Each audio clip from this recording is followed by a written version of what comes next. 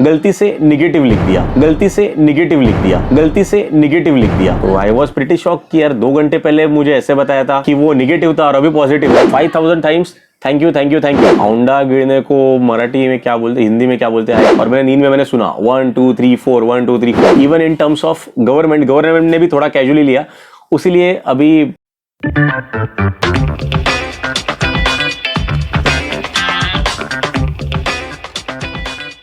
Hello friends, मैं प्रशांत कांबली, आपका आम्बो मैन आपके सामने फिर एक बार हाजिर हूँ। जैसे कि आपने थंबनेल में और टाइटल में पढ़ ही लिया होगा कि yes I was tested positive and hospitalised in a Covid centre, but now I am fit and fine at home. Home quarantine भी खत्म हो चुका है and that was the reason. वही एक कारण था, हेच एक कारण होतं की ज्याच्यामुळे आपले व्हिडिओज येत नव्हते. बट विल मेक शुअर की आता ह्याच्या पुढे आपले व्हिडिओज रेग्युलरली आपल्या चॅनलवरती येत राहतील. So first of all thank you very very very much for your well wishes, तुमच्या ब्लेसिंगसाठी, तुमच्या आशीर्वादासाठी की मला लवकरात लवकर बरं वाटलं आणि आता मी फिट अँड फाईन तुमच्यासमोर व्हिडिओ बनवायला परत एकदा रेडी झालेलो आहे. सो बेसिकली हा व्हिडिओ करण्यामागचा उद्देश असा की तुमच्यापर्यंत काही इन्फॉर्मेशन पोहोचवायची होती की कोविड सेंटरमध्ये सध्या सिच्युएशन कशी है, तिकडे काय काय फैसिलिटीज प्रोवाइड केल्या जातात. मैं एक्चुअली तिकडेच एक वीडियो शूट करने वाला तो मैं उधर ही वहाँ पर एक वीडियो शूट करने वाला था. But looking at the situation of the patients around me, I don't feel like कि मतलब ऐसा पिक्चर आपके सामने मुझे नहीं प्रेजेंट करना था, इसलिए मैंने वहाँ पर वो शूट नहीं किया. But I will try to portray कि वहाँ पर कैसा था, क्या फैसिलिटीज़ थे, how were people over there. So before that I will just take you through my journey कि मेरा 2 अप्रैल को मेरा टेस्ट हुआ था एंड 4 अप्रैल को मेरा टेस्ट पॉजिटिव आया था. थोड़ा सा इशू हुआ था उसमें क्योंकि मॉर्निंग में मैंने जब 8 o'clock मुझे मैसेज आया, सो इट वॉज कम्युनिकेटेड कि your RT-PCR test is negative. तो इमीडिएटली मैंने मेरे फ्रेंड्स को, रिलेटिव्स को, जो नेबर्स थे जिनको मैंने बताया था कि ऐसे मैं टेस्ट कर रहा हूँ करके, उनको मैंने इमीडिएटली इन्फॉर्म कर दिया. सगळ्यांना सांगितलं की आता मैं फिट एंड फाइन है, नाउ आई एम रिलैक्स्ड, आता काय टेंशन घेण्याचं कारण नाही. आफ्टर 2 hours मुझे सेंटर से वापस फ़ोन आया एंड दे इन्फॉर्म मी कि सर आपका टेस्ट पॉजिटिव आया है. सो आई वॉज प्रिटी शॉक कि यार 2 घंटे पहले मुझे ऐसे बताया था. मेरा रिपोर्ट मैंने देखा, मेरे मोबाइल पे चेक किया, मेल पे कि वो निगेटिव था और अभी पॉजिटिव है. सो दे मेड मी अंडरस्टैंड कि सर थोड़ा सा मैन्युअल एरर था कि एक्चुअली अगर आप देखोगे आपके पहले रिपोर्ट में भी वैल्यूज़ मेंशन किए which indicates that you are covid positive, but हमारे एंड से एक मैन्युअल एरर हो गया कि उसमें हमने गलती से निगेटिव लिख दिया. सो थोड़ा सा डिस्टर्ब था, थोड़ा सा मैं भी थोड़ा एंग्री हो गया. But then even we need to understand कि बहुत ज़्यादा प्रेशर है, बहुत ज़्यादा लोड है, तो उसमें थोड़ा बहुत मैन्युअल एरर हो जाता है. एंड व्हाट इम्पॉर्टेंट वॉज कि मुझे अभी पॉजिटिव हूँ तो लोगों से आइसोलेट होकर ट्रीटमेंट लेना बहुत ज़रूरी था. So I started my packing and all. Bed available करने के लिए हमारे जो फ्रेंड थे महेश मोरे, त्यांनी मला खूप मदत केली. NSCIला मला बेड अवेलेबल झाला.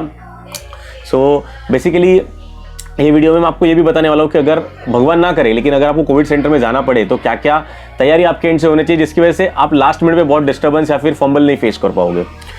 जब आप प्रिपरेशन करते हो तो मेक श्योर कि आप अपने कम से कम 6-7 पेयर्स ऑफ क्लोथ्स आप कैरी करें, आपका ग्रूमिंग किट कैरी करें, एट द सेम टाइम एक प्लेट, एक बाउल, एक स्पून और एक वाटर बॉटल कैरी करें. क्योंकि कैसे रहता है कोविड सेंटर में आइडियली वहाँ पर 20 लीटर के जार लगाए रहते हैं, तो आपको आपका पानी भर के लेना है, तो उसके लिए आप अपनी खुद की बॉटल कैरी करेंगे तो बेटर रहेगा. एट द सेम टाइम आप अपनी एक बेडशीट, आपका ब्लैंकेट कैरी करें आपकी पर्सनल हाइजीन के लिए. आई वुड प्रीफर कि ऐसा करेंगे तो डेफिनेटली बेटर रहेगा. At the same time in terms of document आपको आपका जो कोविड रिपोर्ट है पॉजिटिव वाला वो आपके हाथ कैरी करना है, आइडर फिजिकल या फिर आपके मेल में, मोबाइल पे होगा तो digital copy. At the same time उसके साथ आपको आपका आधार कार्ड भी कैरी करना है, तो वो मत भूलिए क्योंकि वो ये 2 चीज़ें बहुत ज़्यादा इंपॉर्टेंट रहती है. So when I was admitted in the hospital, तो मैं जब वहाँ पे गया तो I was admitted in C ward. Okay, तो बेसिकली वहाँ पर 4 वार्ड्स थे, A, B, C, D. तो इसका मतलब ये होता है कि A में जो बंदे रहते हैं वो असिम्प्टोमेटिक पेशेंट्स हैं, जो B में रहते हैं वो कोविड पेशेंट्स रहते हैं, बट उनको किसी भी तरह की अलग बोलते हैं ना इलनेस नहीं रहती, मतलब शुगर, डायबिटीज़ या फिर जो अस्थमा या फिर BP के प्रॉब्लम्स नहीं रहते. और C जो वार्ड में मैं था वहाँ पर ये सारे पेशेंट्स रहते हैं जिनको बाकी भी कॉम्प्लिकेशंस रहती है. जैसे कि आई वॉज अस्थमेटिक पेशेंट तो मुझे C में रखा गया था. और उसमें जो D वार्ड है, D वार्ड में ऐसे पेशेंट रहते हैं जिनको कंटिन्यूसली ऑक्सीजन की ज़रूरत रहती है. सो आई वॉज पोस्टेड क्या बोलता हूँ, admitted in C ward. So it was like कि रेगुलरली मॉनिटरिंग होता था। बेसिकली आपके क्या क्या वाइटल चेक होते हैं, आपका बीपी चेक होता है, आपका टेम्परेचर चेक होता है, आपका ऑक्सीमीटर से आपका जो ऑक्सीजन सेचुरेशन होता है वो टाइमली मैनर में चेक होता रहता है। दिन में तकरीबन 6 से 7 बार हमारा चेक होता था। जो क्रिटिकल पेशेंट्स है या फिर जो सीनियर सिटीजन्स हैं उनका हर 2-2, 3-3, 2-2 घंटे के बाद मॉनिटर होता था, और डॉक्टर्स भी उनको हर 2-2 घंटे के बाद विजिट करते थे। उनको क्या इश्यूज़ है उनसे पर्सनली मिलकर उनसे बात करते थे। नर्सेस भी उनके ऊपर बहुत ज़्यादा ध्यान देती थी। सो इट इज़ बेस्ट कि मतलब मैंने देखा कि डॉक्टर्स के पास लोड बहुत ज़्यादा है, बहुत सारे पेशेंट्स थे, और मैन पावर जैसे सीएम ने बताया मैन पावर बहुत कम है। सो दे हैव टू स्मार्टली बोलते हैं अरेंज देयर वर्क। तो वो लोग क्या करते थे कि जिनके वाइटल्स थोड़े डिस्टर्ब्ड है, ओके, जैसे बीपी हो गया, शुगर हो गया, तो उन पेशेंट्स को ज़्यादा टाइम देते थे। और हमारे जैसे पेशेंट्स थे who can manage on our own, उनको हम लोग को दिन में 2-3 बार बस मिलते थे कि कुछ प्रॉब्लम हो रहा है क्या, कुछ इश्यूज़ है क्या। In such scenario it is given our responsibility, हम लोग को भी डॉक्टर को सामने से बताना है कि डॉक्टर मुझे ये इशू हो रहा है, वो इशू हो रहा है, कि डॉक्टर के पास बहुत ज़्यादा काम है।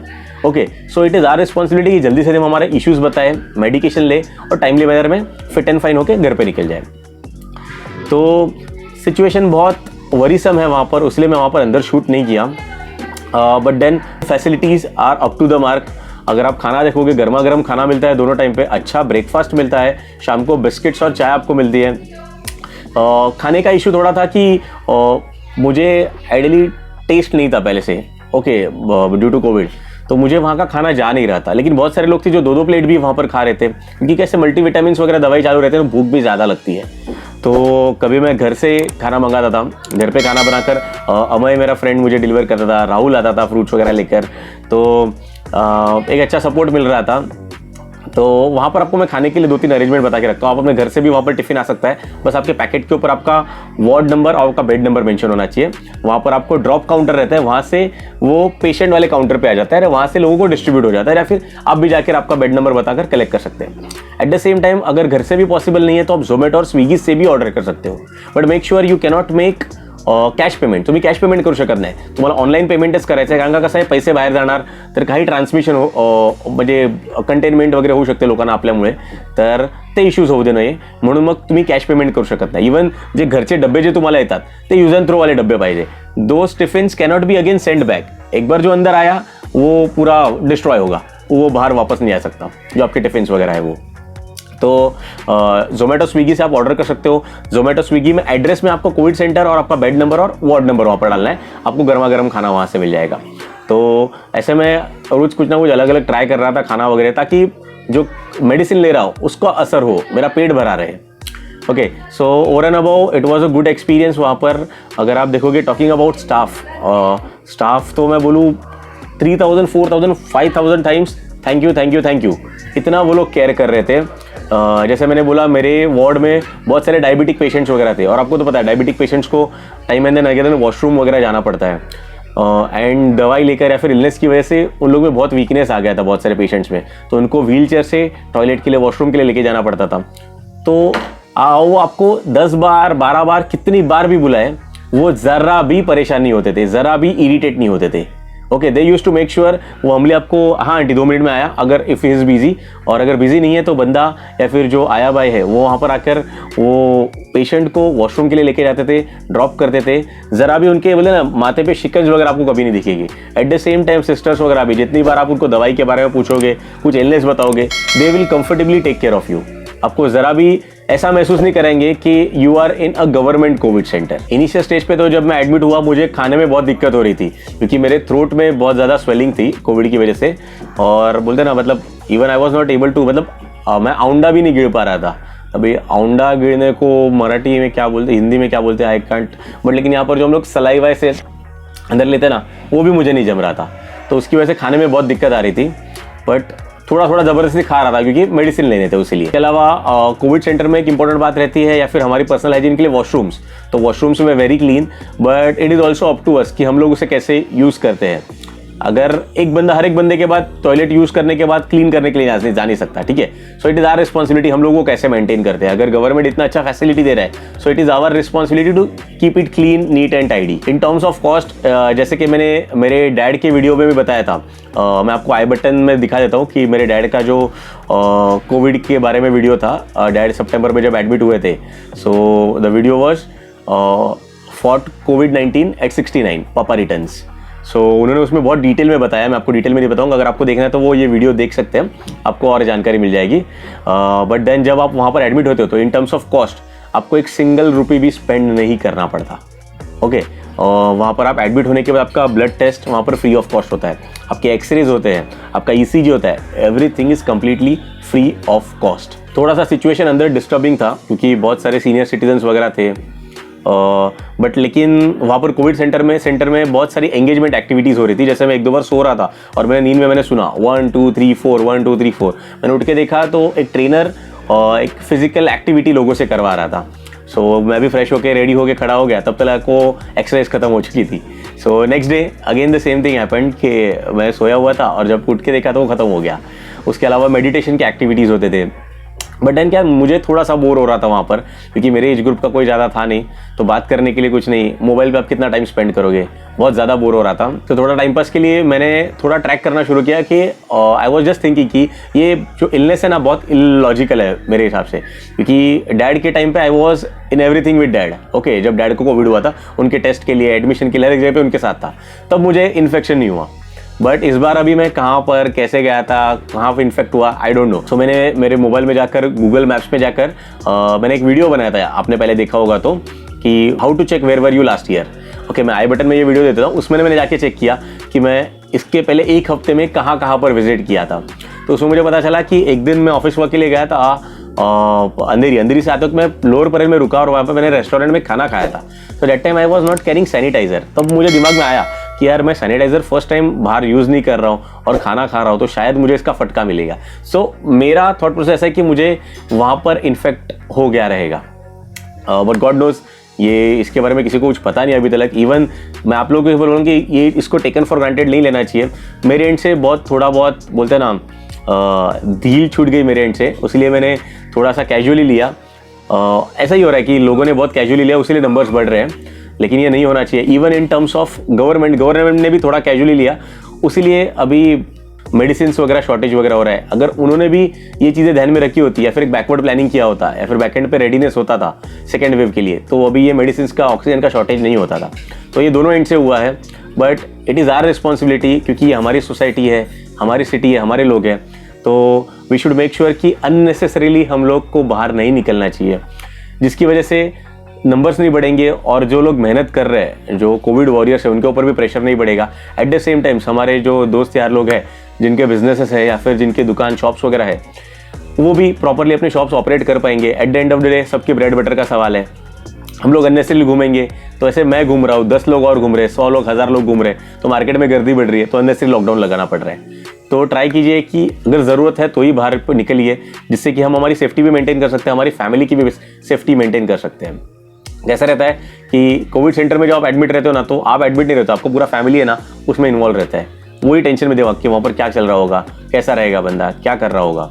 तो आइडियली जब भी आप कोविड सेंटर में हो तो आपके पास एक कैमरा फ़ोन रहेगा, तो आप एक दूसरे से बात कर सकते हो। तो ये एक ध्यान से याद रखना कि अगर आपके घर से कोई सीनियर सिटीजन भी जा रहा है, उनके साथ कैमरा फ़ोन कैरी कर देना, क्योंकि वहाँ पर कैसे अगर भले उनको यूज़ करने नहीं आ रहा है, तो जो सपोर्ट स्टाफ है उनको वो वीडियो कॉल वगैरह लगा कर देते हैं। So guys, now to recover from this I need to build my immunity, and to build my immunity Wow life science ने मुझे ये टर्मरिक कैप्सूल्स भेजे हैं। ओके, इस बॉक्स में अराउंड 60 वेजिटेरियन कैप्सूल्स है।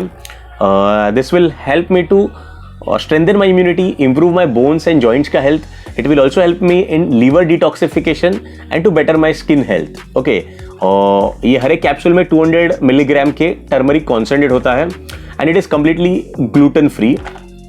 इसकी शेल्फ लाइफ अराउंड 2 years है और इसकी MRP है 899 rupees. Okay, if you want, you can buy it from Wowka website. It is also available on Amazon, Flipkart and Nykaa. At the same time, it is available in offline stores as well. तो आपके पास बहुत सारे buying options हैं, इनके link के description में दे देता हूँ, आप चेक कर सकते हो। जहाँ पर आपको बेटर डिस्काउंट्स मिले वहाँ से बाई कीजिए। With this I will take your leave for today. Hope आप अपनी केयर करोगे, आपको कोविड सेंटर में जाना ना पड़े। Stay healthy and happy for ever. So guys, taking your leave for today. See you soon. Hoy Maharaja.